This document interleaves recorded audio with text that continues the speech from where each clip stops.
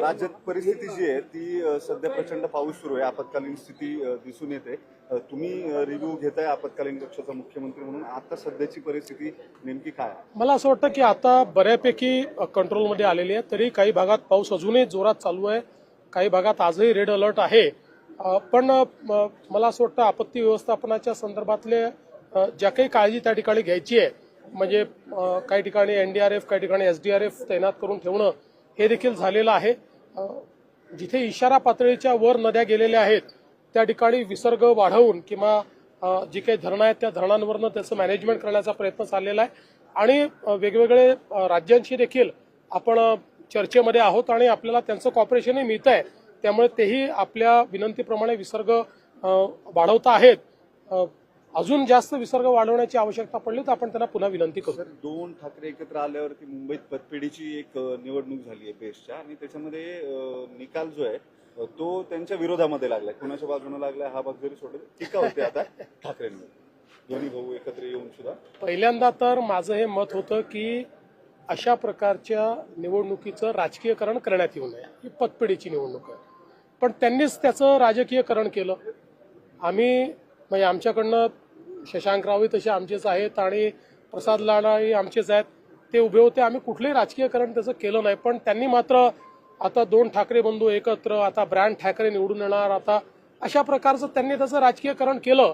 पण ते काही लोकांना आवडलेलं दिसत नाही. त्याच्यामुळे त्यांना एकही जागा त्या ठिकाणी मिळालेली नाही. एक प्रकारे म्हणजे या निवडणुकीत तरी त्यांना रिजेक्ट केलेलं आहे, अशा प्रकारे त्या ठिकाणचं चित्र आहे. अर्थात मी पुन्हा सांगतो की मला याचं काही राजकीयकरण करायचं नाही.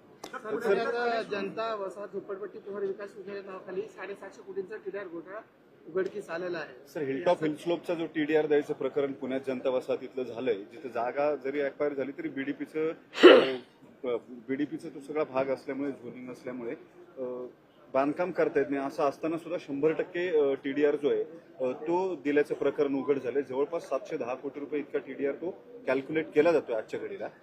कोट्यवधी रुपयांचा घोटाळा आहे. तुम्ही याला स्थगिती द्याल किंवा? आता तरी माझ्याकडे याची पूर्ण माहिती नाही आहे. आपण निश्चितपणे मी याची माहिती घेईन आणि कुठेही काही बेकायदेशीर असेल तर ते थांबवण्यात येईल. अतिवृष्टी भरपूर झाली आहे, शेतकऱ्यांचं प्रचंड नुकसान झालं आहे. फक्त आणखी विरुद्ध ठोस असं पोलीस मदत जाहीर केलेली आहे, शासनाने पण आणखी किती वाट पाहायची? मला असं वाटतं की कालच मी हे जाहीर केलेलं आहे की पंचनामे करून सगळ्यांना मदत केली जाईल. 14 लाख एकर जमीन जी शेतकऱ्यांची आहे तिच्यावरचे पिकं हे पावसामुळे नष्ट झालेले आहेत. आता 2 दिवसापूर्वी पाऊस पडला, काल पाऊस पडला, त्याच्या परवा पाऊस पडला, काय त्याच्या मागच्या आठवड्यात पडला. 4 दिवसामध्ये अशा प्रकारे मदत देता येत नाही. मदत द्यायची एक पद्धत असते. एनडीआरएफ मध्ये अशा प्रकारची मदत देण्याकरता पहिले त्या ठिकाणी पंचनामे करावे लागतात आणि त्या पंचनाम्यानंतरच ती मदत देता येते. पंचनाम्यांचे आदेश दिलेले आहेत. पंचनामे पूर्ण झाल्यानंतर कमीत कमी वेळात ही मदत देता येईल. त्यामुळे मला असं वाटतं की सरकारने कोणीही मागणी न करता याची घोषणा केलेली आहे.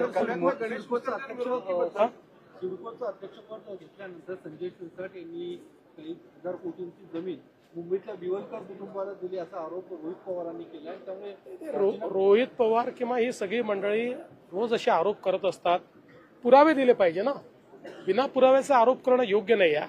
अर्थात मी अजून काही ती केस बघितलेली नाही, पण हे कुठलेही पुराव्याने आरोप केले तर मग त्या ठिकाणी मला असं वाटतं की त्याच्यावर इफेक्टिव्ह उत्तर देखील मिळतं. आता त्यांच्याकडे काय पुरावे आहेत आणि काय केस आहे मला पूर्णपणे माहिती नाही, पण बिना पुराव्याचे आरोप करत. पुण्यातलं गणेश विसर्जन मिरवणुकीबद्दल अनेक पैशाच्या प्रशासनाकडून पोलिसांकडून होत आहे, पण एक वाक्य तर अजूनही होत नाहीये. विसर्जन मिरवणूक लवकर सुरू करावी अशी काही मंडळांची मागणी आहे.